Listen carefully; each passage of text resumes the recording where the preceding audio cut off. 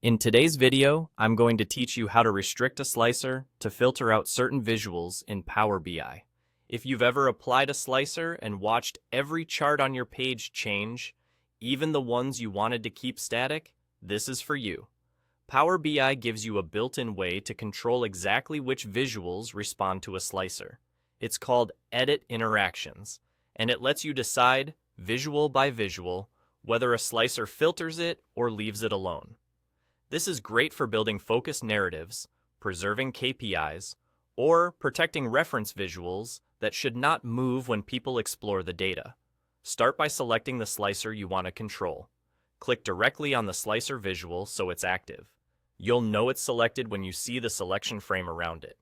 With the slicer selected, go to the ribbon at the top and choose the Format tab.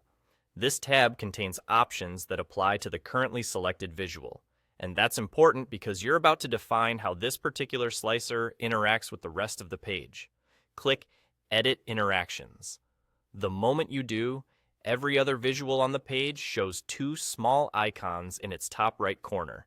The icon on the left is Filter, represented by a funnel. The icon next to it is None, which looks like a circle with a line through it. Choose None on any visual you do not want affected by the slicer. Choose Filter on each visual you do want to respond to the slicer. You can toggle these one by one, and if you change your mind, just click the other icon. This works the same for charts, tables, cards, and maps, so you can mix and match exactly how the page behaves. These interaction settings are specific to the slicer you selected, and they apply only on this report page.